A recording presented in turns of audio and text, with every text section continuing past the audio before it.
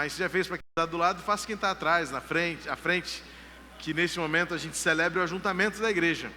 A você que nos acompanha pelo seu computador, este culto, que Deus abençoe a sua vida também onde você está. E que aquilo que vivermos neste momento seja algo especial para a sua vida também, por meio do seu computador. Que o Senhor seja exaltado e glorificado na nossa vida. Eu disse desta forma porque a nossa internet não está funcionando, por isso eu falei apenas o computador, porque amanhã este vídeo estará disponível na internet. A nossa operadora de internet nos deixou na mão ontem e hoje. O técnico veio aqui, mas identificou que o problema é na rede e não aqui dentro, e só amanhã eles conseguirão consertar.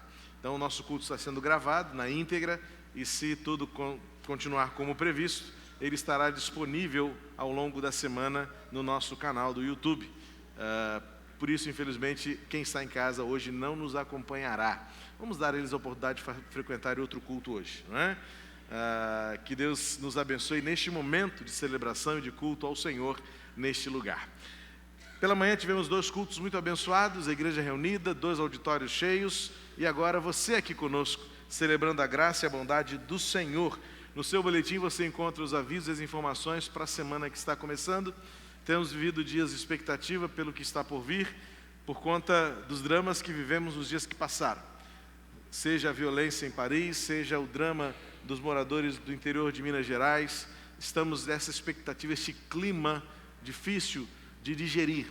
Além disso, como igreja, vivemos no fim de semana também a dor da partida, da separação do nosso querido irmão Joel Ferreira, que foi promovido à glória celestial depois de um tempo de internação. Nosso diácono faleceu na última quinta-feira e foi sepultado na sexta-feira. Que o Senhor continue confortando o coração da irmã Vilma Ferreira, bem como das filhas, Vladilene e Vládia e toda a família, e que o Senhor seja exaltado no meio do consolo para a vida continuar valendo a pena.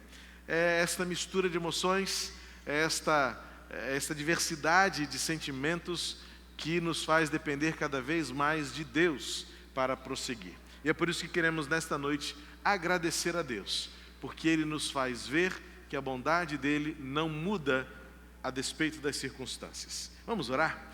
Nosso Deus e nosso Pai, muito obrigado, Senhor, por esta noite em que nos reunimos mais uma vez para prestar a Ti este culto de louvor e adoração. Antes de tudo por quem Tu és, mas também pelo que Tu tens feito em nosso meio. Obrigado, Senhor, pelas experiências vividas, em que temos descoberto e confirmado o Teu amor por nós, e por isso nós agradecemos-Te por quem Tu és e pelo que Tu fazes. Renova em nosso coração a esperança, renova em nosso coração a certeza e a convicção de que a Tua verdade não muda e sempre valerá a pena esperar pela Tua providência. Recebe o nosso culto, a nossa gratidão, fala ao nosso coração pela Tua palavra, ouve nossas orações também. Em nome de Jesus, que este tempo de culto seja o que o Senhor preparaste para nós, e da nossa parte seja algo que agrade o Teu coração também, em nome de Jesus. Amém. Vamos ficar de pé e vamos declarar que vivemos para agradecer ao Senhor, vivemos também pela fé, olhando para trás tudo que o Senhor fez, e olhando para frente, a certeza de que Ele continuará fazendo e agindo em nossa vida.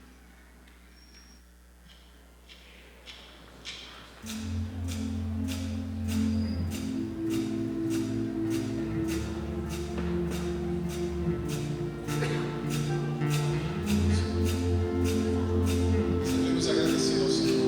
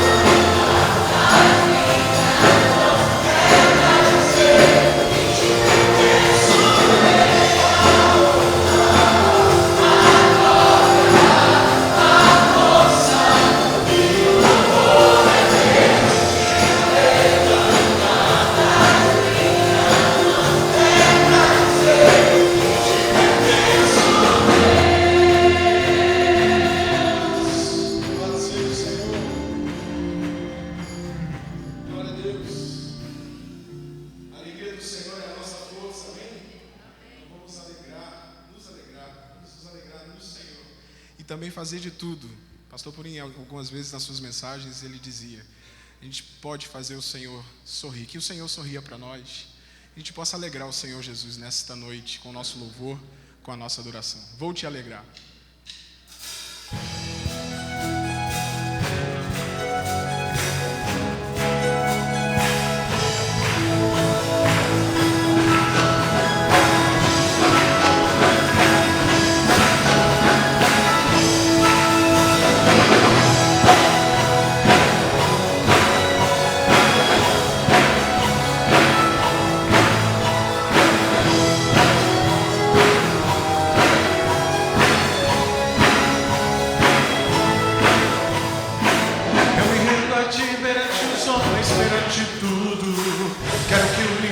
Seja minha testemunha, poder perante o teu trono minha adoração, e levar com ela toda a minha, declarar: Senhor, és o motivo da minha alegria.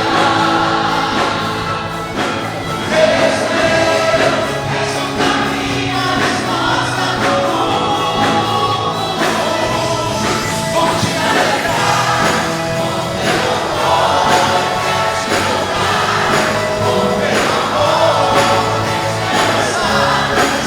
Deus sabe.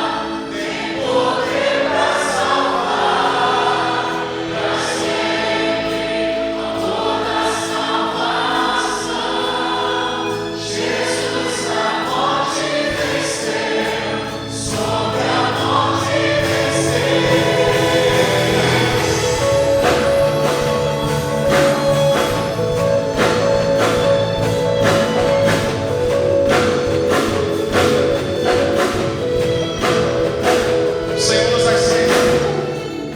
Me aceita como espelhos, faz-se temor.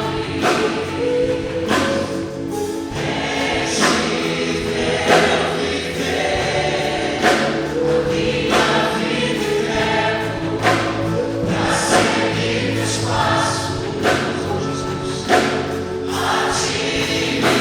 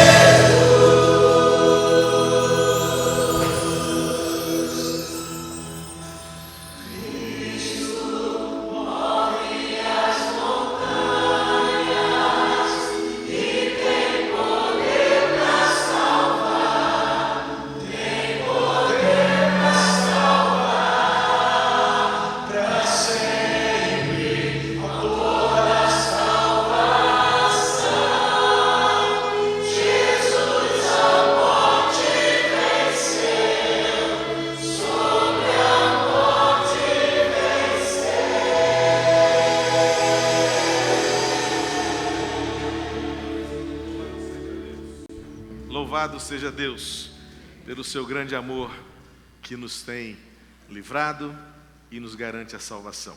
Apenas os membros da igreja se sentem para a gente conhecer aqueles que nos dão a alegria da sua visita hoje. Talvez primeira, segunda, terceira vez, mas daí para frente já é demais, né? Já está na hora da gente bater um papinho e tomar uma decisão.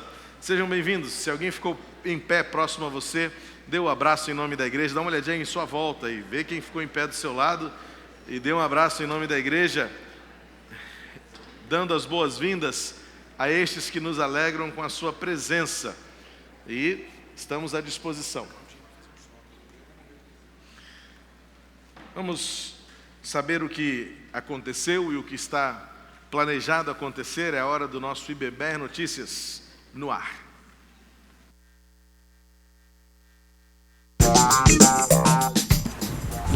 Olá, chegou o momento de você saber o que aconteceu e o que acontecerá na nossa igreja. O IBMR Notícias está no ar.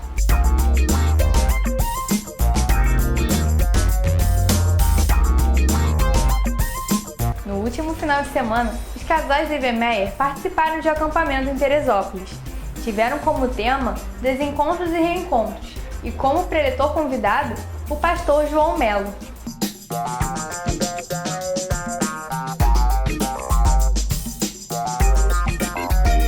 Vem aí o Congresso da Juventude. Confira a agenda. Dia 20, às 19 horas, teremos a presença do pastor Adonias Júnior, da Terceira Igreja Batista em São Mateus, no Espírito Santo, e a banda da JBC. Dia 21, às 19 horas, pastor Maurício Bolsoá. Igreja Batista de Itauá, aqui no Rio de Janeiro, com a banda Sou o Templo. Dia 22, às 9 e 11 horas, Pastor Neander Krau, Comunidade Batista Viva, Rio de Janeiro, e banda Vinear de Rio. Dia 22, às 19, Pastor Purim Júnior, Igreja Batista do Meia, e Coro Jovem.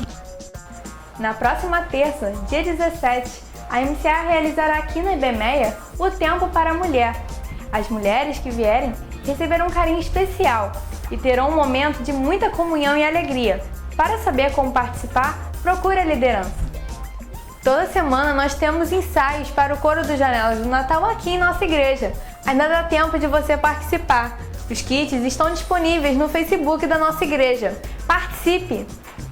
Dia 23 de novembro, às 7h30 da noite, teremos mais um encontro de novos membros.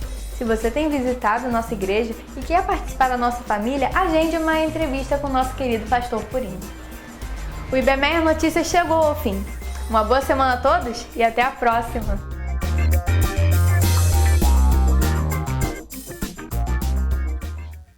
Nós precisamos de um coro de 200 pessoas. Hoje nós temos 110 pessoas. Ou seja, a gente está precisando de muita gente. Então eu faço um apelo aqui, um apelo como ministro dessa igreja, para que eu não precise convidar outros corais de outras igrejas para poder fazer o enchimento das janelas. Janelas do Natal é um compromisso que a gente tem com a comunidade do MER também. Então a gente precisa assumir essa responsabilidade quanto igreja. Então se você ainda não entrou no coro, não está participando, por favor, essa semana, vou esperar você até essa semana, quarta-feira, 20 horas. Venha participar do culto de oração 7h30. A gente tem uma devocional aqui dentro do templo. Depois a gente desce para o salão térreo ou a gente sobe para o 6º andar. Então é uma convocação que eu estou fazendo para a gente não precisar tomar uma atitude de chamar outras igrejas para fazer a complementação das janelas. Quarta-feira, aqueles coristas que eu estou olhando aqui, que ainda não entraram nos janelas do Natal, eu estou ameaçando sim. Por favor, brincadeira. Venham participar do ensaio. Você que nunca cantou em coral e você quiser participar disso, pode vir na quarta-feira, você faz um teste vocal comigo e a gente vai celebrar o Senhor. Lembrando que no dia 20, nosso Janelas do Natal, domingo, segunda e terça, 20, 21 e 22. Nós vamos fazer no domingo pela manhã a estreia do Janelas do Natal aqui dentro, pela manhã. Diferente de todos os anos que a gente encerra o Janelas do Natal aqui, a gente vai abrir o Janelas do Natal dia 20, que é uma comemoração do aniversário da igreja. Então vai ser uma grande celebração com o nosso coro aqui dentro e no culto da noite a gente começa a celebrar lá fora. Então, por favor, participe em nome de Jesus. Amém. Andar na linha é mais do que uma responsabilidade. Essa semana eu estava no estabelecimento, aqui no Meia, e nem imaginava que eu poderia ser abordado dessa forma. Quando eu fui pagar lá, a pessoa disse: pastor, quando é que é o Janelas esse ano? Aí eu levei um susto, porque eu falei: não te conheço, te conheço? E ela disse: não, nós queremos saber quando é, porque as meninas daqui querem ir também. Aí eu disse: olha, 20, 21, 22. Então esse ano a gente vai dar para a gente ir, porque o domingo ou segunda dá para a gente ir. Terça já fica complicado aqui por causa do trabalho, mas domingo e segunda a gente vai ver se vai. Então, além da responsabilidade de você ser conhecido sem conhecer, isso é um problema sério, né, para o testemunho, mas fiquei muito feliz de ver os Janelas, né, sendo esta ponte, essa conexão da igreja com a nossa comunidade, o nosso bairro. Então está aí o desafio. Inclusive, o coro de jovens, que vai encerrar o congresso agora, no final de semana que vem, está com quase 70 jovens. Bacana. Então, assim, todos eles terminou o congresso com janelinha. É isso aí. Senão a gente tem uma conversinha. Já vamos ter, né, Marcelo? Por falar nisso, reforçando o que o vídeo disse, fim de semana que vem é o Congresso da Juventude e eu convoco a igreja a estar presente. A proposta do tema, o que os jovens já têm feito pré-congresso, doação de sangue, reciclagem de lixo, coleta de assinaturas para as 10 medidas contra a corrupção, tem sido a mobilização da nossa juventude em prol do tema que é alvoroçar o mundo. E eu louvo a Deus. E quando o Paulo posta lá, um de vocês posta um trechinho do ensaio do coro, eu fico realmente muito, muito emocionado de ver o que Deus está fazendo na vida dessa nossa juventude. Graças a Deus. Essa semana eu até publiquei um vídeo que mexeu muito comigo.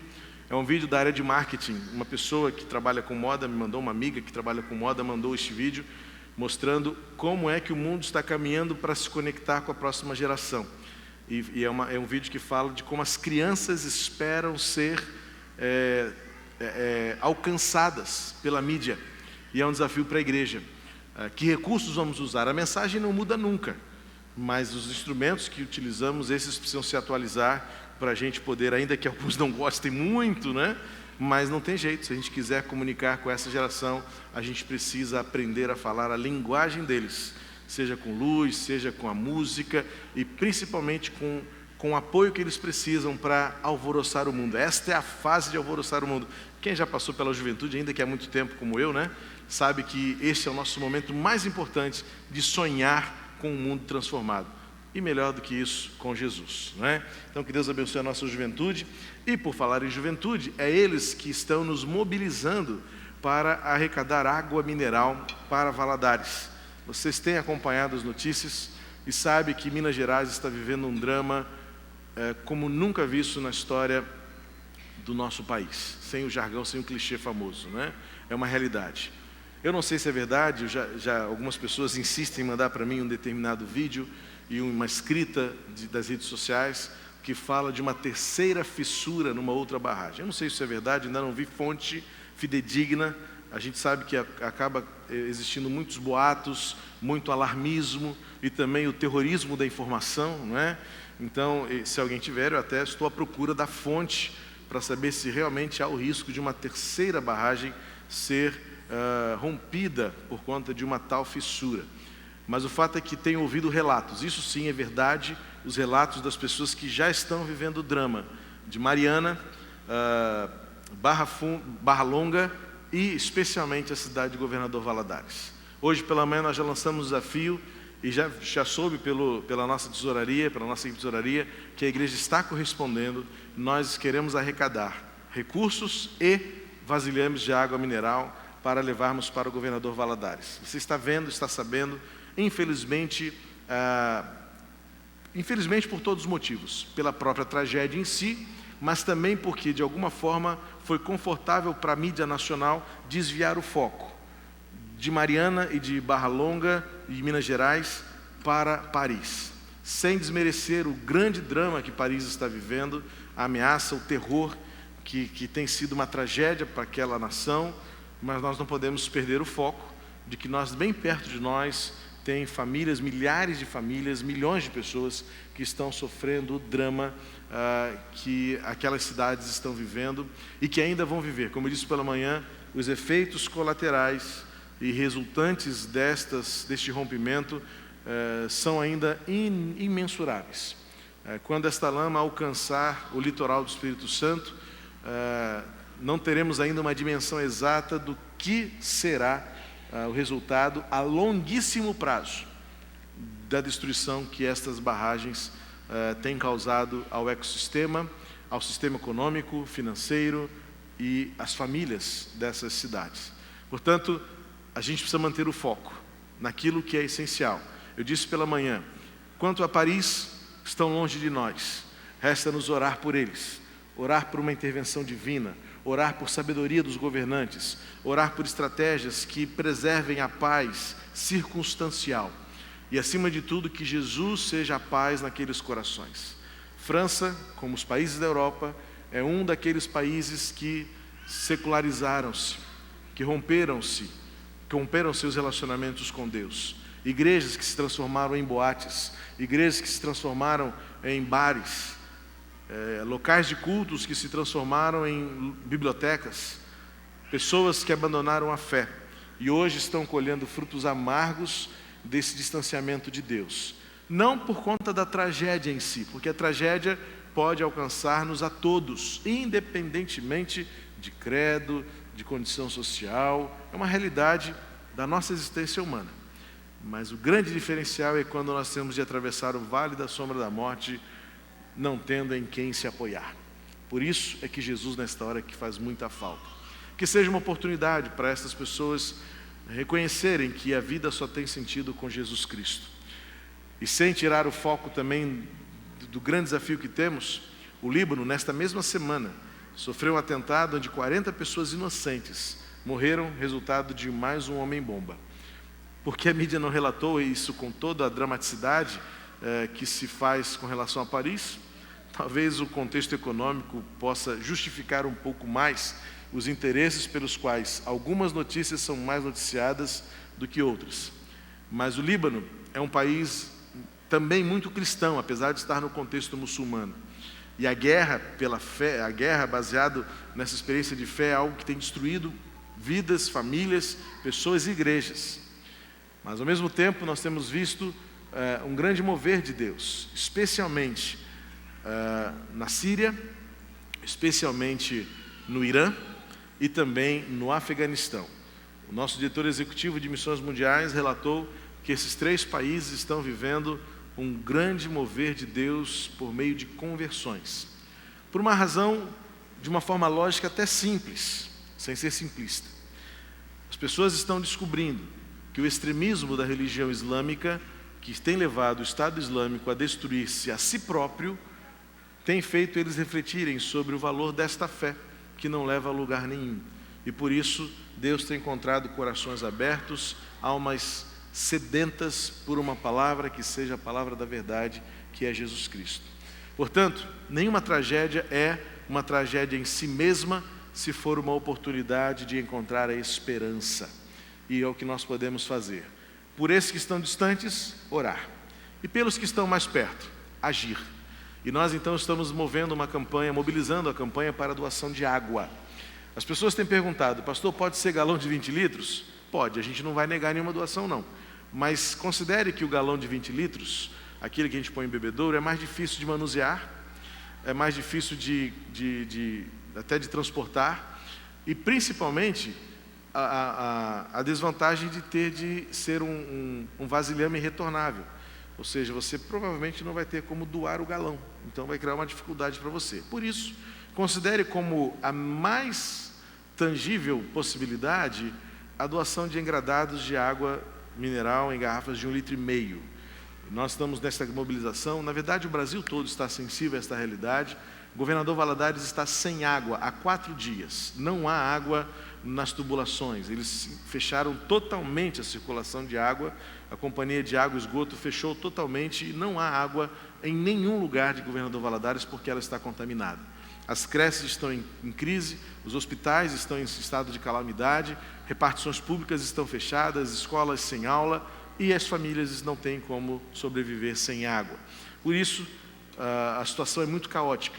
O relato que recebi esta semana de uma diretora de uma creche pública, dizendo que já estão entrando em estado de calamidade e caos social, porque já está havendo saques, desvios de caminhão-pipa, roubos e a água se tornou mais precioso do que uma nota de dólar, naquela cidade conhecida pelos dólares, né? Porque foi de onde mais saiu gente para ir para os Estados Unidos. É a oportunidade de nós fazermos diferença. Os nossos jovens estão nos desafiando. Nós já temos disponível um caminhão, está confirmado, pastor Marcos, se precisar? Ok, temos um caminhão que está disponível para levar as doações, além da picape da igreja e a van, que já estão disponíveis para nós levarmos a nossa doação. O que fazer então? Você pode fazer de 2 maneiras. Se for mais fácil para você, você pode fazer a sua doação em dinheiro e nós vamos viabilizar a compra, a aquisição dos vasilhames, das garrafas de água mineral. Se você quiser facilitar de um todo, basta trazer para cá e entregar aqui na guarita o seu engradado. Eu falo engradado porque a água também não é tão cara assim, né? Não precisa dar uma garrafa. Então pode ser engradado pelo menos, né? Outra coisa importante que eu queria dizer, algumas pessoas me perguntaram, pastor, posso levar esse apelo para a minha empresa, para o meu trabalho? Pode, sem dúvida. E é até bom, porque é um testemunho. Hoje uma jovem me disse que quando contou na empresa que nós estaríamos fazendo essa mobilização, todos ficaram impressionados e disseram, a igreja faz isso também? Não imagino o que a igreja faz, não é? Então, é uma forma de testemunhar também para a nossa sociedade a nossa presença transformadora, alvoroçando o mundo, como os nossos jovens estão desafiando a fazer. Eu queria, como a igreja é grande, é uma grande família, nós queríamos saber se alguém entre nós, não precisa ser agora não, nem precisa levantar a mão, mas se você tiver algum contato que nos facilite o acesso a uma empresa que envase água mineral, nós queremos tentar comprar direto na fonte. porque comprar no atravessador é mais caro. Então, se alguém tiver algum contato, há algumas fontes. Já adianto o seguinte, aquela ali da Água Santa não serve, é uma água muito ruim, segundo especialistas. Então, vamos tentar uma outra fonte, não é? Em algum outro lugar. Eu sei que tem uma ali na altura de Magé, na Rio Teresópolis, alguma outra lá para a Zona Oeste, na Vargem Grande. Se você tiver contato com alguma empresa que envase água mineral, nós queremos tentar comprar diretamente na bica, tá certo? Ali na fonte, e não nos depósitos, para a gente poder comprar em maior quantidade. Eu já soube, como eu disse, que a igreja de manhã respondeu muito bem. Acredito que agora à noite os irmãos poderão responder melhor ainda ao nosso desafio de fazer uma grande caravana de envio de água mineral para a cidade de Governador Valadares. E que Deus assim faça com que isto resulte em bênçãos. Não vou falar nem de Barra Longa, porque já recebemos ofertas pela manhã suficientes, segundo as expectativas do secretário executivo, para ser a nossa presença ali, ajudando aquela equipe que precisa de sustento financeiro para continuar fazendo um trabalho de limpeza e de reconstrução da vida dos moradores de Barra Longa. Então, não há mais necessidade de doar para Barra Longa. Nós estamos ainda pedindo doações para água mineral, seja em dinheiro ou em vasilhame. Se quiser mandar entregar aqui, manda entregar. A guarita estará pronta para receber 24 horas por dia. Como você sabe, a nossa guarita funciona 24 horas, então, qualquer hora é só mandar entregar aqui, a gente vai receber, e assim que tiver o primeiro montante para encher o primeiro veículo, a gente já vai para Governador Valadares levar esta água, encontrando ali os nossos irmãos batistas, que é o nosso centro de distribuição para aquela região. E continuar orando, para que Deus tenha misericórdia desta pátria ferida, machucada, magoada, por tantos deslizes de lama, seja no sentido literal, mas também no sentido figurado, de uma nação enlameada pela imoralidade, pela injustiça e pela corrupção. Que Deus tenha misericórdia do nosso país. Nós vamos louvar ao Senhor mais uma vez. Enquanto cantamos, nós poderemos dedicar a Deus os nossos dízimos e ofertas, enquanto declaramos que o Senhor é o Senhor que faz todas as coisas por meio de nós. Por isso, esta oração é uma oração de entrega. Usa-me, Senhor, sonda-me, enche-me do Teu Espírito, de tal maneira que eu seja um vaso precioso nas Tuas mãos. Enquanto cantamos, você poderá fazer a sua entrega do dízimo, da sua oferta. Quanto à água mineral, não esqueça de escrever no seu envelope ou a palavra água, ou então Valadares, para que a tesouraria possa encaminhar especificamente a sua oferta para esta finalidade. Conforme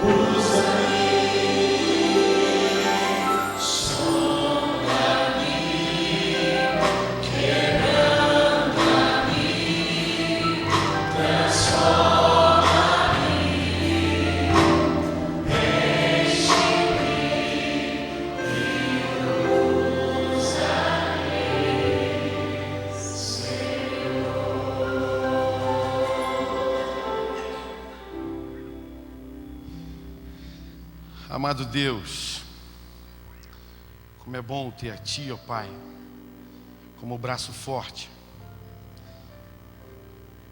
Senhor, Tu sabes que o quanto somos fracos, o quanto somos dependentes de Ti. As adversidades virão. Essa semana passamos por um momento de saudade do nosso amado irmão Joel, que agora, Senhor Deus, conforte a sua família, irmã Vilma, Vladilene, Vládia. Mas, Senhor, os seus braços estarão sempre prontos para nos receber, nos acalentar. Passamos por um momento difícil no nosso país, em que, conforme o nosso pastor falou, Senhor Deus, vivemos momentos de lama, Senhor Deus, na sua forma física e na sua forma moral. Mas, Senhor, Tu és o nosso Senhor. Tu és o nosso Pai querido. Tu és o nosso Pai, Senhor Deus, que estará sempre de braços abertos, nos dando esperança, Senhor Deus. Porque o Senhor nunca mentiu para nós, dizendo que nós não teríamos aflições. Para Te seguir, Senhor Deus, nós teríamos aflições, mas temos a Ti, Senhor Deus, como um acalanto. Ó Pai, muito obrigado, Senhor Deus, porque temos a nossa igreja aqui reunida agora nesse momento. Obrigado por esse dia maravilhoso que o Senhor está nos concedendo. Obrigado pela oportunidade de estarmos aqui agora, Senhor Deus, cantando e Te louvando. Muito obrigado, Senhor Deus, por tudo que o Senhor tem feito por nós. As ofertas colocadas agora aqui no Teu altar, Senhor Deus, que a administração possa usar, Senhor Deus, de acordo com a Tua vontade, Senhor Deus, seguindo o Seu caráter. Sabemos, Senhor Deus, que aqui, Senhor Deus, sentimos a Sua presença, Senhor Deus, na vida do nosso líder, pastor amado, Senhor Deus. Muito obrigado, Senhor Deus, por esse pastor, Senhor Deus, que conduz, Senhor Deus, esse rebanho com amor. Amor, Senhor Deus, é uma marca, Senhor Deus, que a nossa igreja tem mostrado, Senhor Deus, para essa comunidade, Senhor Deus. E vamos mostrar ao mundo, Senhor Deus, que é através do Seu amor que nós vamos mudar, Senhor Deus, as circunstâncias. Ó Pai, muito obrigado, Senhor Deus, por tudo que o Senhor tem feito por nós. A oração que fazemos, Senhor Deus, agradecidos por Ti, imensamente agradecidos por Ti, Senhor Deus. Em nome do Teu Filho amado, Jesus Cristo. Amém, Senhor Deus, amém. Amém. Vou chamar os nossos pequeninos para despedi-los para o culto infantil. Lembrando que nosso desafio está de pé, as pessoas voluntárias para trabalharem nas férias. Se você puder doar parte do seu tempo no mês de janeiro, para que a equipe do módulo infantil descanse, mas o módulo infantil não pare, nós estamos recebendo o seu nome como voluntário ou voluntária para participar desta equipe de férias.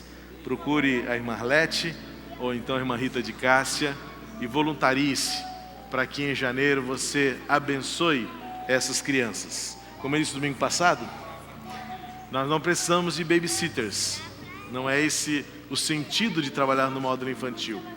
Nós precisamos de crianças, de pessoas que ensinem nossas crianças a amar a Jesus. Então é importante que você entenda que trabalhar no módulo infantil não é olhar a criança.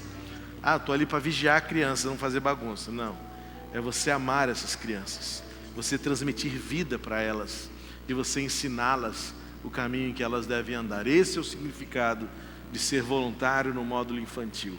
É discipular, é transmitir vida para os nossos pequeninos. Que bom que vocês estão aqui nesta noite. Que bom que vocês vieram louvar ao Senhor. Alguém estava no ensaio e ficou até agora? Corajosos vocês, hein? Desde 3h30 aqui. Que bom, que Deus compense. Todo mundo já está de férias? Não? Ainda não, né? Ainda tem feriado para você, né, Pedro? Está chegando as férias, não é? Já? Então, essa semana já começam as provas para quem já faz prova, teste para quem faz teste. É? Tem prova amanhã? Ah, mas ainda vai fazer. Então tá bom. Que Deus abençoe vocês. Já está chegando no finalzinho. E você, Anne, já tem prova para fazer? É, né? Olha lá, já está falando, está conversando comigo. Isso aí, Anne, vamos tocar uma ideia depois. Muito bom ver vocês aqui. A alegria de ver vocês crescendo. E lindos, como Jesus faz vocês serem lindos e lindas. Oi. Quando eu fui na casa da vovó Vera, Quem é a Manu? É sua prima? Sim. Que bom. Traz a Manu um dia pra gente conhecer ela também. Tá bom? Que bom. Sempre tem uma novidade para mim, né? Isso é muito bom. Vamos orar então, Aninha? Vamos falar com o nosso Pai do céu. Obrigado, Senhor, pelo teu amor por nós, pela alegria de vermos nossos filhos crescendo, amando a Jesus, seguindo os passos para se tornarem como Ele. Ensina-nos, Senhor, e prepara-nos para conduzir os nossos filhos a amarem a Jesus de todo o coração e que eles possam transmitir esta verdade também para esta geração que está crescendo com eles, de tal maneira que se tornem homens e mulheres segundo a Tua palavra.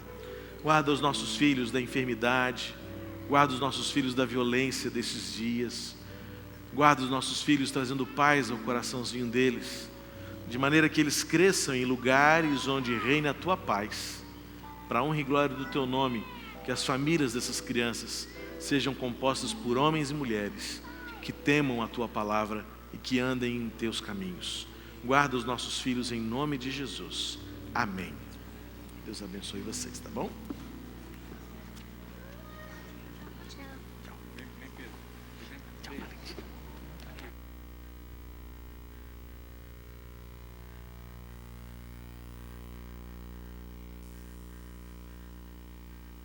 Declaro reaberta a Assembleia Geral Extraordinária, em que estamos nos 3 cultos, esse é o terceiro e último, recompondo o nosso Conselho de Líderes e o nosso Conselho Fiscal.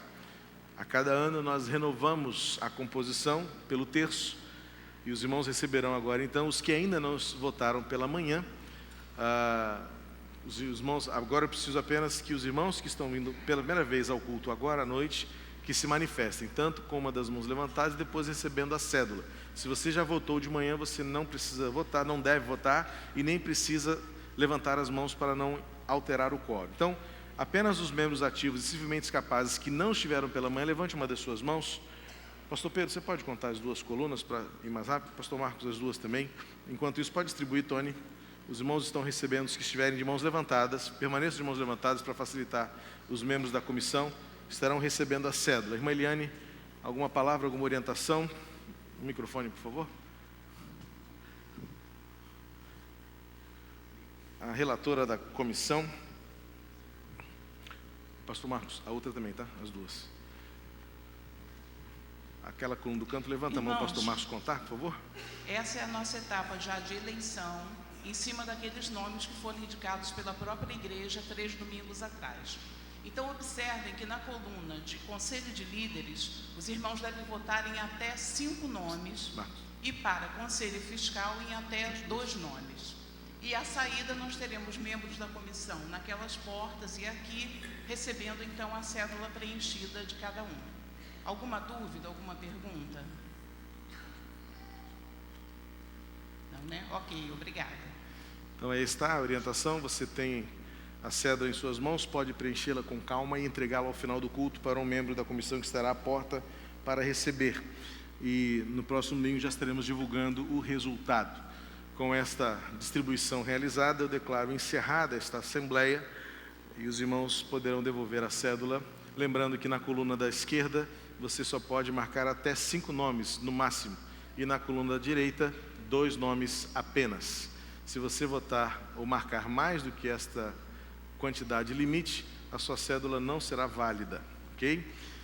Que Deus abençoe então esta renovação de pessoas que nos auxiliam na administração da igreja por meio do Conselho de Líderes e do Conselho Fiscal. Se alguém não recebeu, irmão Jadre e irmão Tony ainda está aqui, você levanta uma das mãos bem rápido, bem alta aí, para que o irmão Tony possa completar a distribuição. Nós vamos louvar ao Senhor. A irmã Ana Cláudia estará nos conduzindo nesta adoração, por meio do louvor ao nosso Deus.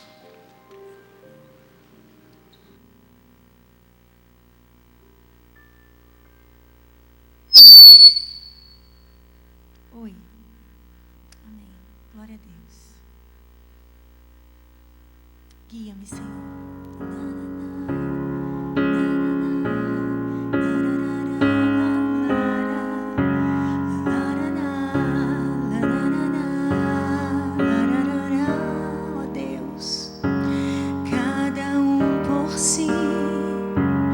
Todos por nenhum.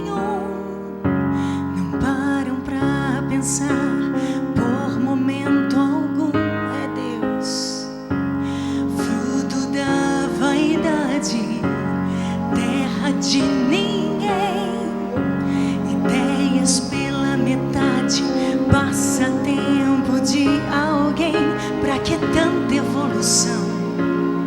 Se o crescimento sempre fica para trás e o mundo me diz não, mas ainda existe alguém oferecendo paz. E esse alguém sou eu. Não me diga Deus, eu sei bem aqui dentro que você não me esqueceu.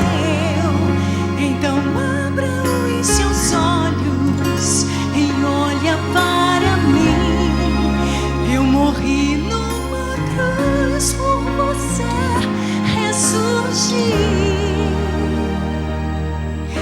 Abre mão de mim mesmo. Siga-me. É Jesus. Desejo do meu coração, Senhor. Oh Deus, tanta coisa pra falar, tanta coisa pra mudar. Não quero querer, nem quero ter, só quero ser o teu querer.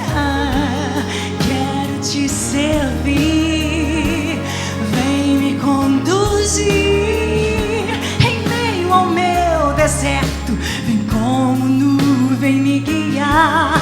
Nem preciso mais saber pra onde vou, nem quanto tempo ainda falta pra chegar, pois eu sei de alguém que encontrou o seu lugar.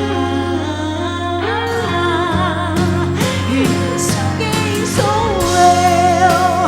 Não direi Deus, eu sei bem aqui dentro que o Senhor não me esqueceu.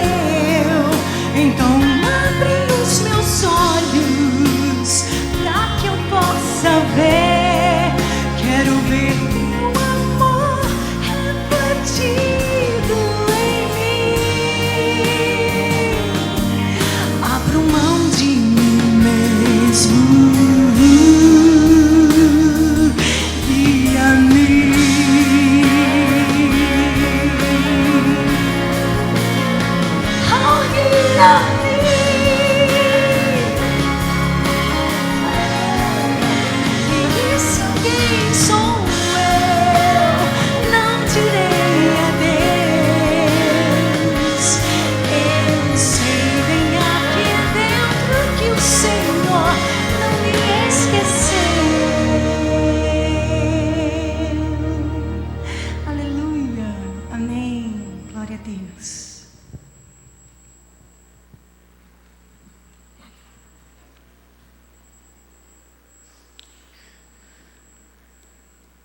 A época em que as torres do World Trade Center foram derrubadas pelos aviões, ataque este assumido pela rede Al-Qaeda, ou Al-Qaeda, como os mais literais preferem falar. Lembro-me que uma declaração foi dita na época por um dos líderes da rede terrorista: nós conquistamos muito mais do que derrubar 2 torres ou 2 prédios, de uma forma bastante debochada. A partir de hoje, nós tiramos a paz da América. Ou em outras palavras, a partir de hoje, os americanos não dormem mais. E foi de fato o que aconteceu. Aquele ataque mudou toda a rotina, todo o protocolo de fronteiras dos Estados Unidos da América. Os níveis de segurança foram levados às categorias máximas. Alertas vermelhos permaneceram nos aeroportos por muitas semanas, a ponto de 5 anos depois, ainda por qualquer pequena ameaça, por qualquer indício e possibilidade, alertas laranjas eram emitidos sob o risco que ameaça o medo de um novo ataque terrorista. E isso mudou a rotina do mundo todo. As companhias de aviação mudaram seus protocolos, as cabines dos pilotos receberam trancas internas, olhos mágicos, e ninguém mais tem autorização, senão a própria tripulação, de entrar na cabine de segurança desde então. Fora outras medidas que, por certo, nós nem sabemos o que acontece nos meandros aí de toda a rotina de inteligência militar e de cuidado contra a ameaça terrorista no mundo. E isso é o que terrorismo significa. Muito mais do que a destruição em si, muito mais do que a morte em si, muito mais do que a tragédia propriamente dita, e esta inimaginável, imensurável, que nós todos temos acompanhado em diversos ataques, e o mais recente, este que ceifou mais de 130 vidas e feriu mais de 300 pessoas. O objetivo principal da ideologia terrorista não é apenas matar, mas é roubar a paz do coração das pessoas. Esse é o sentido de terrorismo. É viver sob ameaça, é viver constantemente sob o medo de que a qualquer momento qualquer coisa pode acontecer. De repente, sem esperar, muito menos sem desejar, e sem imaginar o que possa acontecer, uma bomba explode, um rifle atira, uma metralhadora ataca, ou qualquer outra ideia louca que essas pessoas possam criar para dizer ao mundo: nós estamos aqui para roubar a paz das pessoas. Nós então passamos a viver sob a ameaça constante do medo. Mas nós não precisamos e não queremos a ameaça instituída do terrorismo em nosso território nacional. Mas você e eu sabemos que nós já vivemos a ameaça e o domínio do medo. Quando nós não temos paz para sair de casa em nossa cidade, quando nós ouvimos tiros e estampidos e nos recolhemos à nossa insignificância. Na sexta-feira, quando terminávamos o sepultamento do irmão Joel, no Morro dos Prazeres, vizinho ali ao bairro do Catumbi, ouvíamos tiros fortes, rajadas violentas de fuzis, e na mente dos que estavam ao meu lado, logo veio aquela imagem de outros funerais que foram interrompidos naquele cemitério por causa de tiroteios naquela redondeza.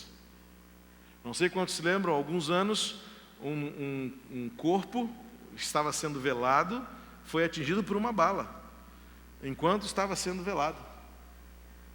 E a tragédia dupla era que aquela pessoa tinha sido morta, assassinada, e naquela capela alvejada por mais uma bala perdida, que na verdade de perdida não tem nada.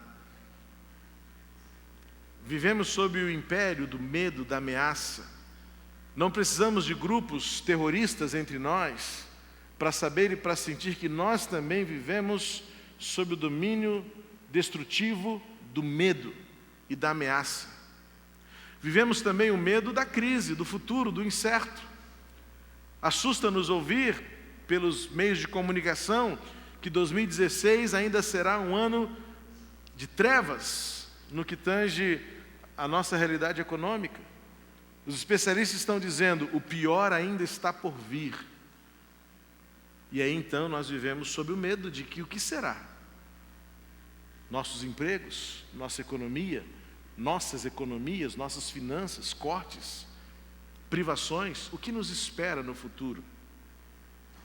E também o medo das circunstâncias que absolutamente fogem ao nosso controle, como diagnósticos. O medo de voltar ao consultório para receber o laudo. O medo para abrir o envelope da biópsia. Ouvir do médico a notícia que menos se deseja.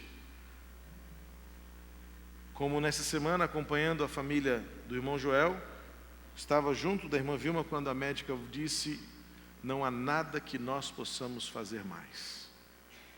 Todos nós vivemos sob o medo da ameaça, daquilo que roubará de nós a paz, que nos desestabilizará e que nos apresentará a ameaça de morrer, de perder e se perder. Por isso nós precisamos de esperança.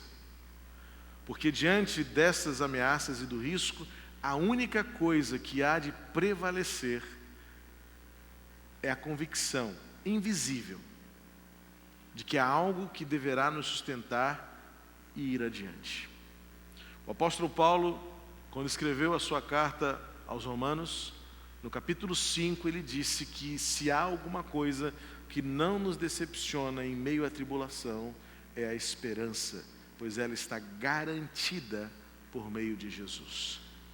E então precisamos aprender com Jesus, como podemos enfrentar e vencer o medo, e como podemos com Jesus atravessar a ameaça e vencer a ameaça, e enfrentar a tempestade, enfrentar a incerteza, enfrentar aquilo que está totalmente fora do nosso controle. As imagens de tragédias nos revelam o quão incompetentes e incapazes somos diante da lama, diante do fogo, diante dos tiros, diante das bombas.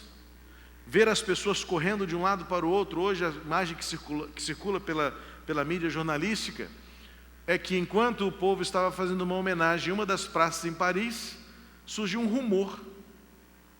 E de repente, como um estouro de boiada, milhares e milhares de pessoas começaram a correr e pisotearem-se no centro de Paris. É o que o medo faz conosco.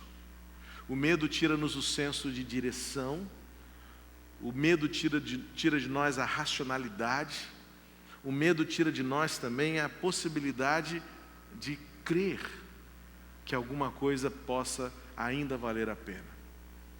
Por isso que quando estamos enfrentando o medo, nós precisamos do último recurso, a última fronteira a ser transposta diante do desconhecido, a fé.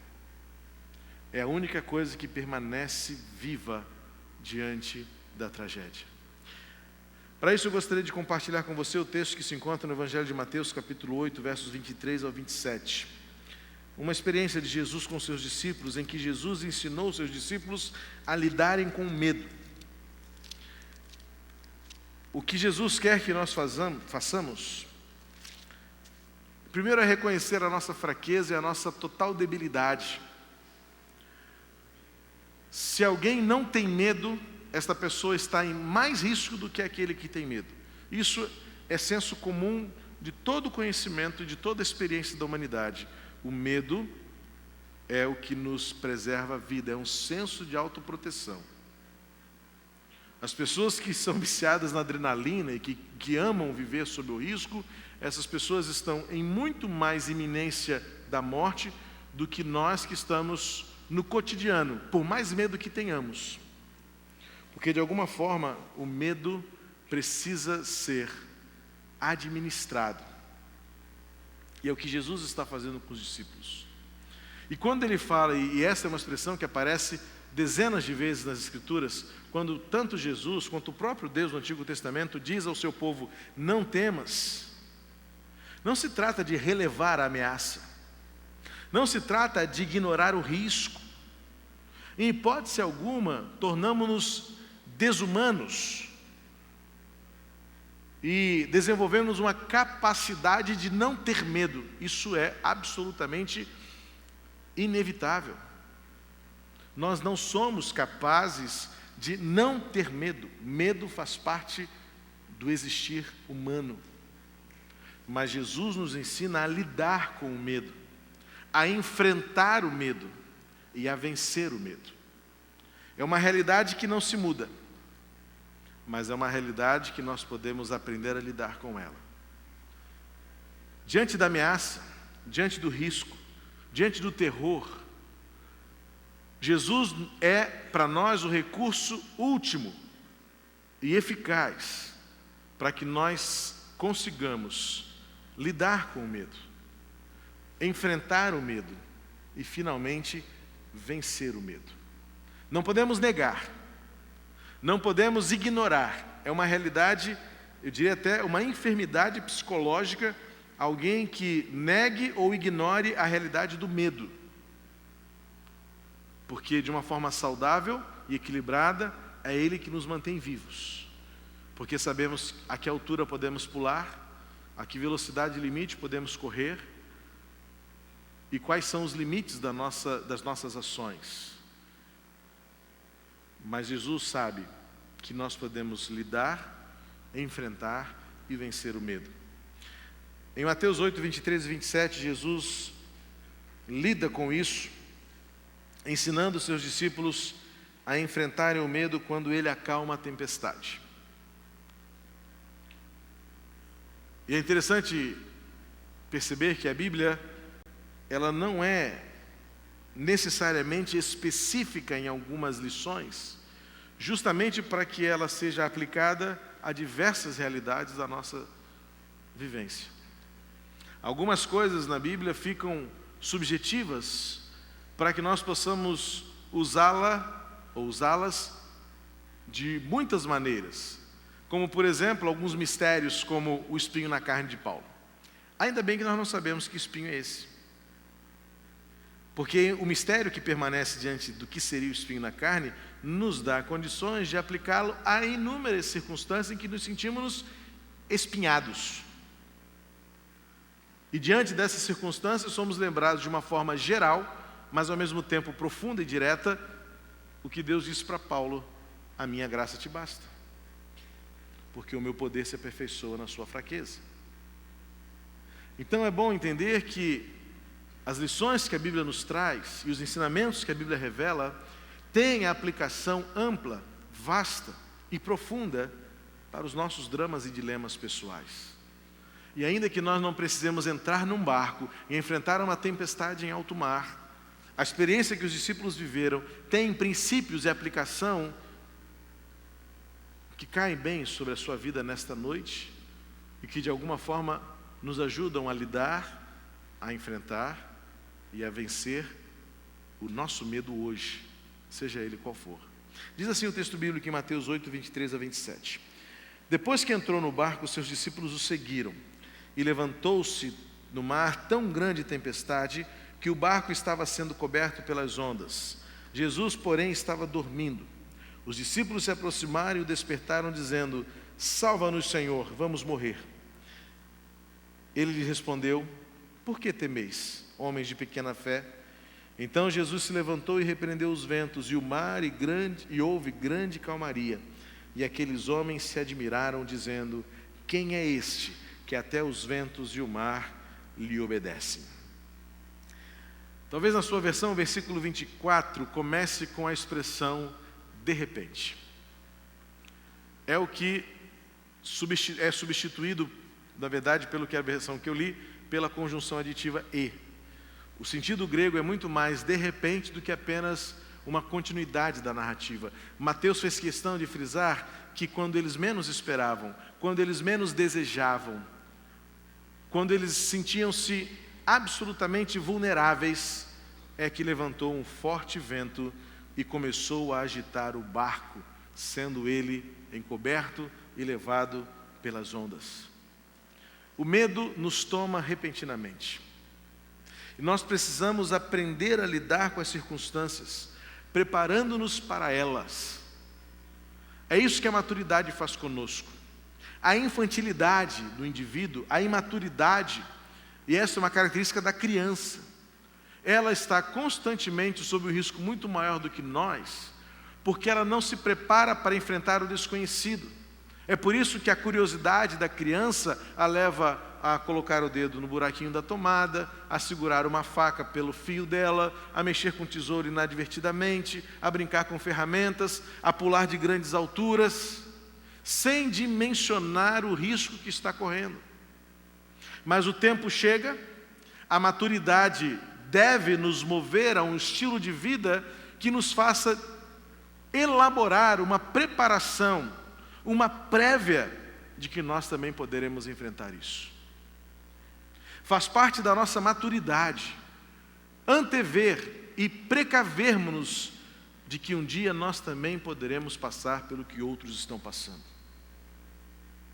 A imaturidade e até uma certa irresponsabilidade nos leva a um estilo de vida achando que nós nunca passaremos pelo que os outros passam.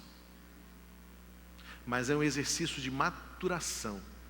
Quando nós, ao testemunharmos lutas e dores que os outros estão passando, elaborar: e se fosse comigo? Porque as tempestades, elas sempre vêm sem dar aviso.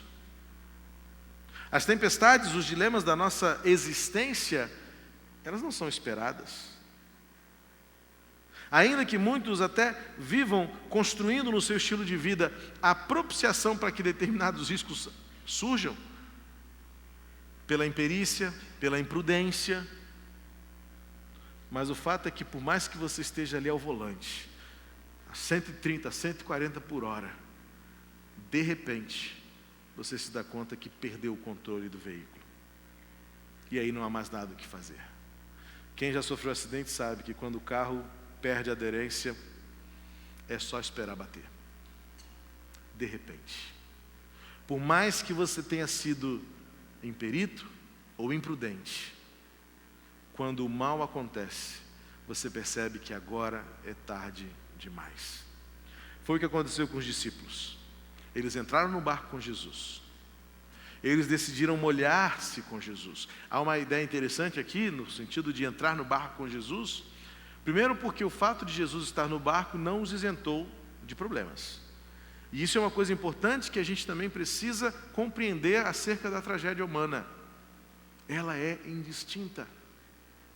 O fato de termos Jesus no nosso barco não nos torna imunes a enfrentar tragédias, a enfrentar a dor, a enfrentar a perda, a enfrentar as circunstâncias muito maiores do que nossas forças sejam capazes. E é sempre bom lembrar que, como eu disse pela manhã, a dinâmica do reino de Deus é bem diferente da nossa lógica. É um evangelho esquisito este que é anunciado nos nossos dias, de que o crente não sofre, o crente só vence, o crente não tem problemas, o crente não tem doenças. E se tem doença é porque você está em pecado. E se você está sofrendo é porque você está devendo. É porque você falou mal disso, daquilo, do pastor, da igreja. Então Deus está pesando a mão sobre você. É uma teologia maluca que se ensina em muitas igrejas hoje, que não nos prepara para a realidade do que é ser humano, do que é ser gente, carne e osso. E o fato de Jesus estar no barco com os discípulos não os livrou de enfrentar a tempestade, mas os ajudou a vencê-la. Aí então entra a diferença. Imagina o que seria esta viagem sem Jesus. Imagina o que seria estar neste barco sem a presença gloriosa do Filho de Deus. O que seria para aqueles homens enfrentar a repentina tempestade se não estivessem na presença de Cristo? É isso que nós precisamos aprender, que o que faz diferença é a coragem de embarcar com Jesus, de correr o risco com Jesus. Eles estavam ali no mesmo barco, se molharam como Jesus, se assustaram, tiveram medo, e o fato de Jesus estar com eles naquela viagem não os tornou imunes ou isentos a experimentarem o sofrimento. E outra coisa, muitas vezes achamos que tudo está legal, porque não temos indícios de tempestades à nossa volta. Mas o fato é que isso não significa que em algum momento nós poderemos passar por elas.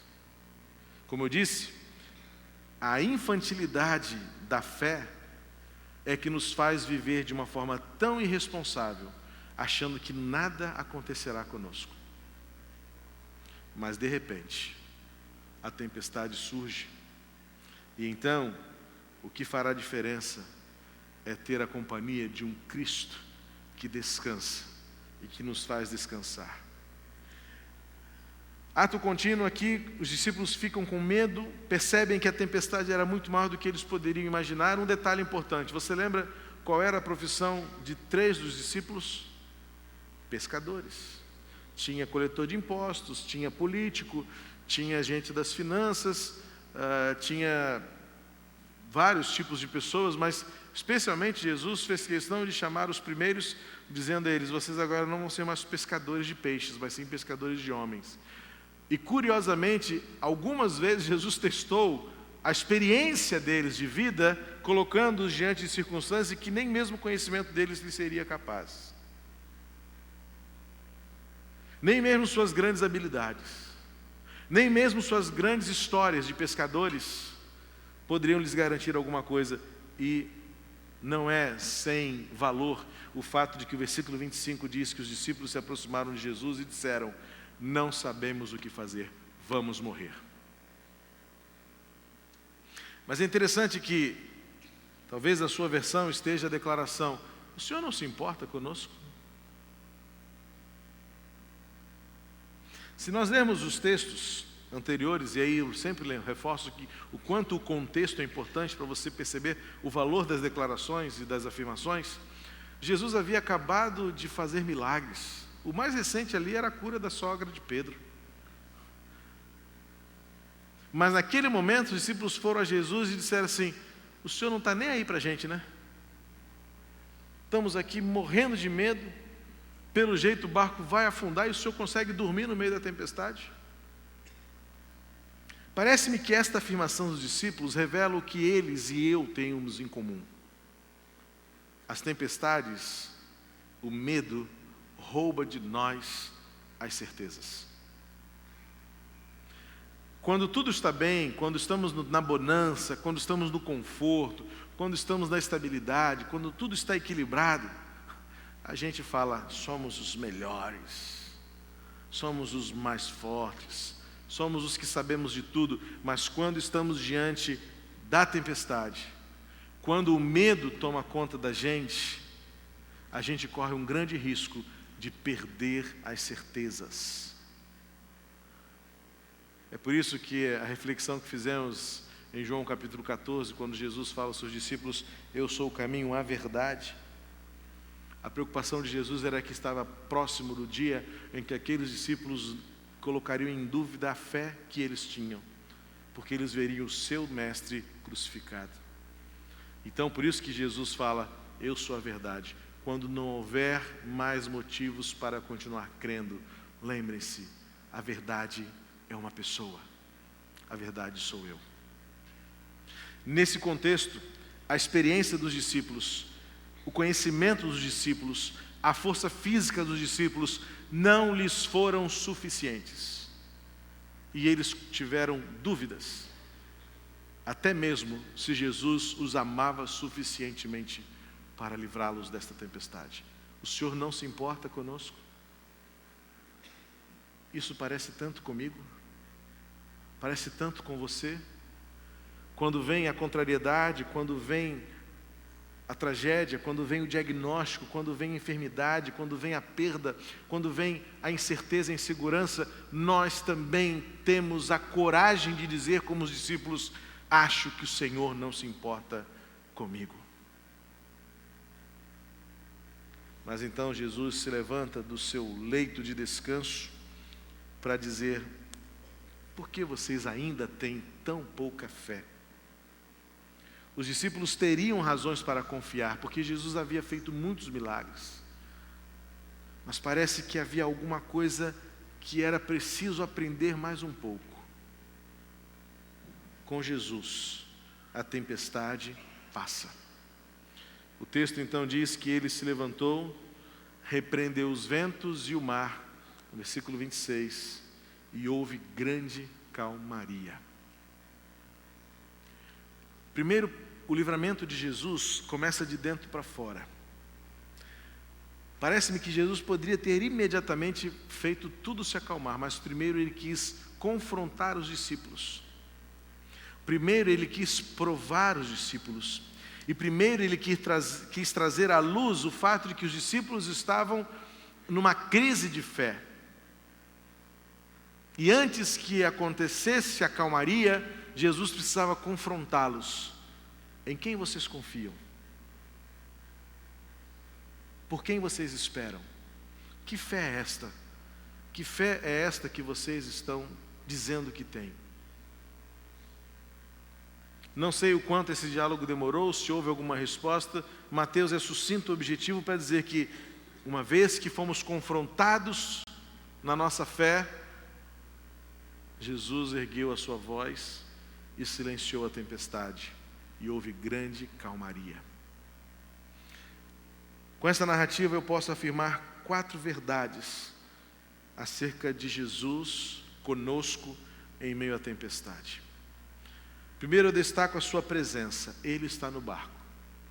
Isto não nos torna imunes à tempestade, mas isso faz toda a diferença ao atravessá-la. Depois, a proteção, Ele se importa conosco. Sim. Parecia aos discípulos que não, e esta é a sensação que nós temos. Parece que fomos esquecidos, parece que não se importa conosco, parece que Deus nos abandonou. Mas Ele ouve a nossa súplica, o nosso clamor, e Ele sim, Ele não tem alegria em nos ver sofrer. Ele tem um propósito nisso. Há algo de disciplinar, há algo de aperfeiçoador, há algo de aprimorador nas tempestades que passamos. Jesus estava medindo a fé daqueles homens e percebeu que ela era pequena. Qual é o tamanho da nossa fé? Isso determina a nossa capacidade de ver o que Deus está fazendo à nossa volta. Jesus se importa conosco. Ele dá atenção à nossa súplica, à sua presença, à sua proteção. Em terceiro lugar, eu percebo aqui e descubro e glorifico ao Senhor pela sua soberania. Parece-me que Mateus fez questão de descrever de uma forma tão serena. Não há aqui grandes arroubos literários ou escriturísticos para dizer o que Jesus fez ou falou. Não falou em línguas, não cantou um hino, não reuniu a igreja para orar. Deus fez da forma mais discreta e objetiva: cala-te. Jesus é soberano e a sua autoridade e o seu poder são atestados pela sua forma de agir. O texto é apenas dizendo que ele repreendeu e houve calmaria. Isto é soberania. Tanto que os discípulos ficaram perplexos e entre si conversavam: afinal de contas, quem é este que até os ventos e o mar lhe obedecem? A sua presença, a sua proteção, a sua soberania e, por último, o seu propósito: revelar a sua graça. Eu vejo que Jesus foi rápido e imediato em agir. E Ele não deixaria de ensinar aos discípulos: se eu estiver com vocês, nós venceremos a tempestade. Isto é graça. O fato de Jesus perceber que eles tinham uma fé pequena não foi motivo para Jesus deixar de agir. Jesus não lida conosco pelo nosso merecimento. Se fosse na medida do merecimento, a obra seria pequena. Mas a glória foi grande, a vitória foi enorme. Os discípulos ficaram perplexos. Talvez se fosse como eu, pai, ou como você, pai e mãe, você daria ao filho na medida do seu merecimento. Se merece, ganha. Se não merece, não ganha. Se a fé é pequena, o resultado é pequeno. Aliás, tem até um negocinho que eu vi desde pequeno, que eu tenho um pavor desse negócio. Muita oração, muito poder.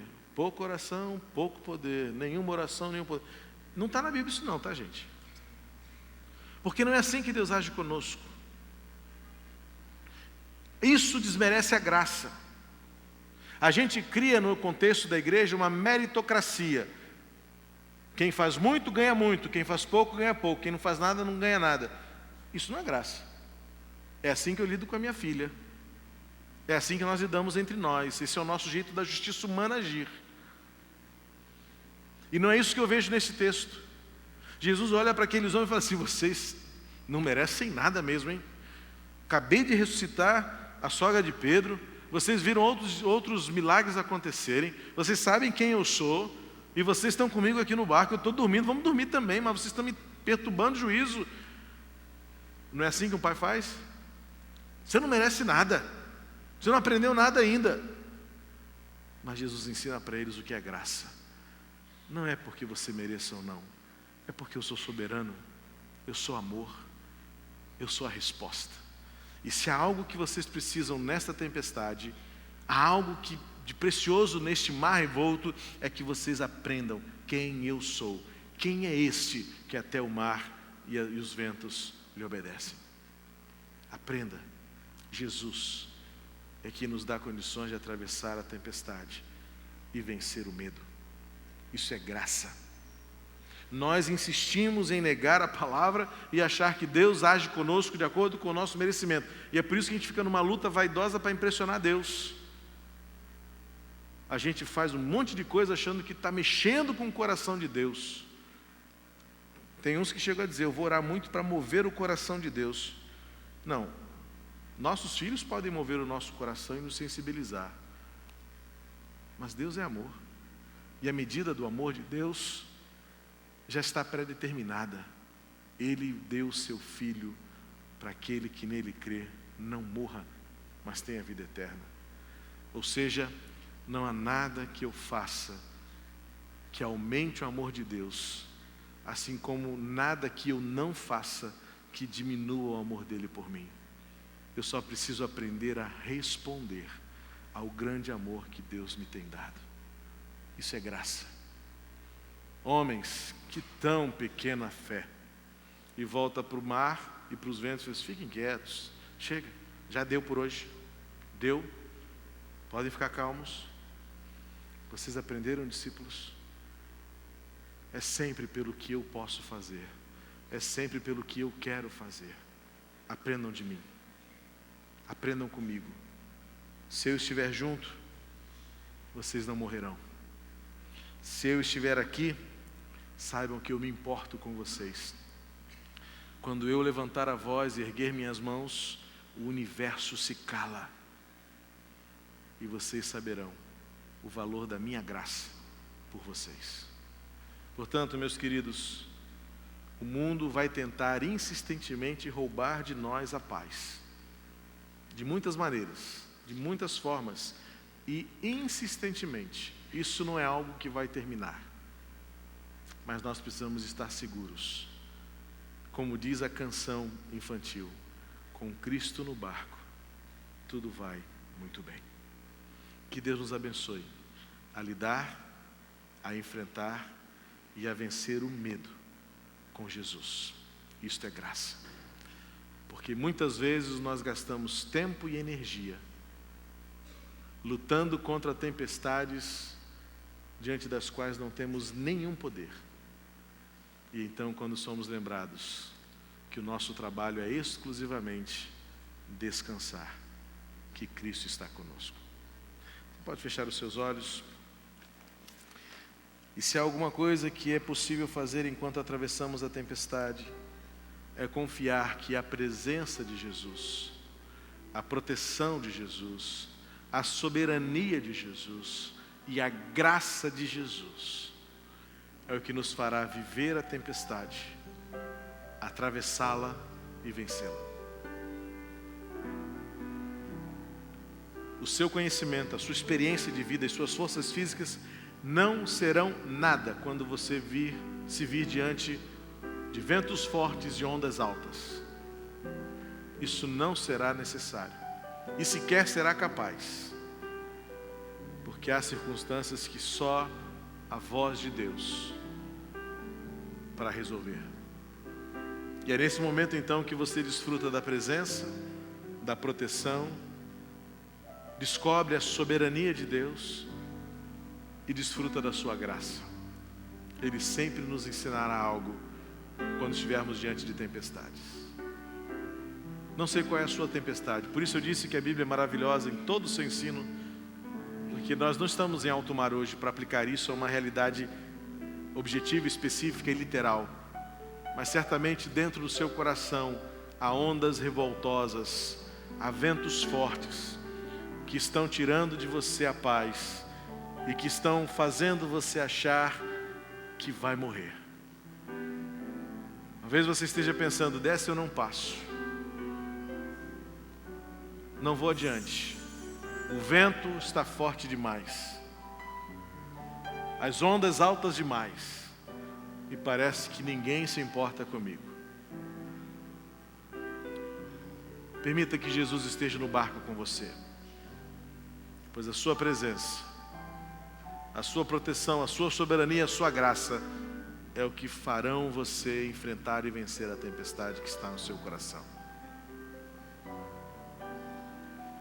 O terror não poderá tirar de nós a esperança da vida. O medo não tem poder de destruir-nos. Se nós andarmos com Jesus e se nós experimentarmos a sua companhia. Há alguém entre nós nesta noite que está atravessando uma tempestade, que deseja nesta noite declarar que confia e espera no Senhor? Há alguém entre nós nesta noite que está atravessando um mar revoltoso? Seja ele qual for, o que você estiver enfrentando nesta noite, você aprendeu com a palavra do Senhor que a presença de Jesus, que a proteção de Jesus, que a soberania de Jesus sobre todas as coisas e que a sua graça lhe serão suficientes para enfrentar e vencer esta tempestade que você está passando. Portanto, apenas entregue essa tempestade ao Senhor. A sua fé, por menor que seja, ela será suficiente para fazer Deus estender suas mãos e acalmar o seu coração. Se há alguém entre nós essa noite, onde você está, levante uma das mãos, eu quero orar pela sua vida agora. E o seu trabalho nesta noite será apenas descansar em Deus. Deus seja louvado. Há mais alguém entre nós?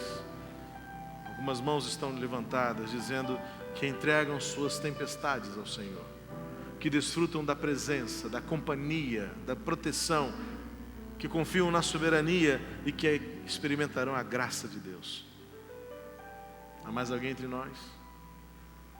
Nós vamos louvar ao Senhor este cântico que diz: é meu, somente meu, todo o trabalho, e o seu trabalho é descansar em mim. Vamos ficar de pé enquanto estivermos cantando. Você que levantou uma das suas mãos, se quiser vir aqui à frente, vamos orar. E se você não levantou a mão e ainda assim deseja, enquanto cantamos, vir aqui à frente, apresentar o seu barco abalroado pelos ventos, abatido pelas ondas, se você quiser vir aqui à frente, nós vamos orar nesse momento, suplicando que Deus dê a você o descanso para enfrentar as ondas altas, os ventos fortes, para vencer a tempestade na sua vida.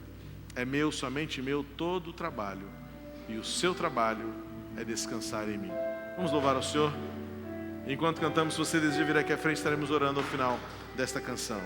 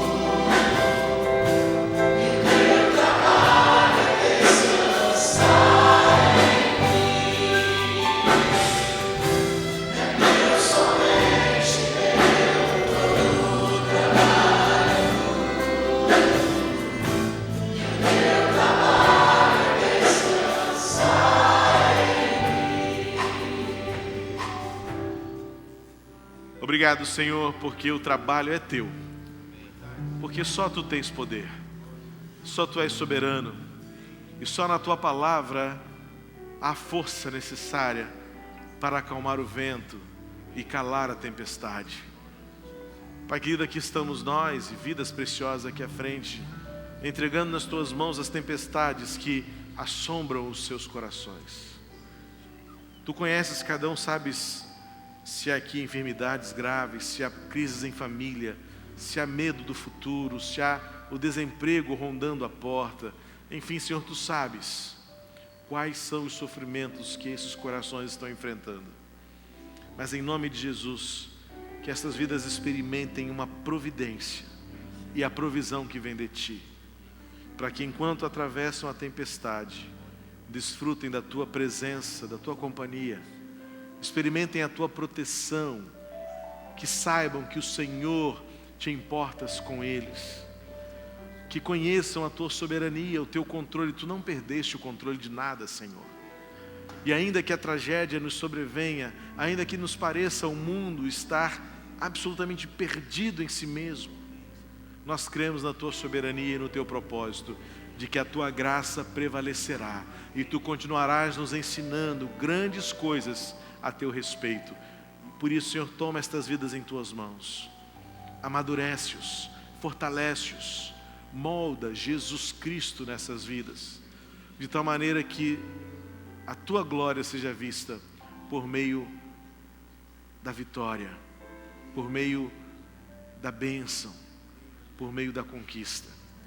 Mas, Senhor, cuida dessas vidas preciosas, e que todos nós saibamos enfrentar e vencer o medo, e não permitamos que o terror, o assombro, a ameaça nos paralise e tire de nós a alegria de viver hoje com Cristo no barco. Obrigado, Senhor, pelo Teu povo reunido nesta noite, e completa a Tua obra em nosso coração, por amor do Teu nome e para a glória Tua entre nós, para sempre, em nome de Jesus. Amém. Deus abençoe vocês, que Deus abençoe o povo de Deus reunido neste lugar. A semana está só começando, amanhã retomamos a nossa rotina e a nossa agenda semanal. Que Deus guarde você por todo o seu caminho, no seu trabalho, nos seus estudos, e nós estaremos desfrutando do que o Senhor tem planejado para nós nos próximos dias. Nossos jovens esperam-nos aqui ao lado para um lanche na cantina deles. É a sua forma de ajudar e abençoar o congresso que está acontecendo. Que o Senhor derrame sobre a sua vida bênçãos incontáveis, e que por onde você for, você desfrute da paz, do amor e da glória que Deus tem sobre a sua vida por Jesus Cristo. Em nome de Jesus. Amém. Deus abençoe você.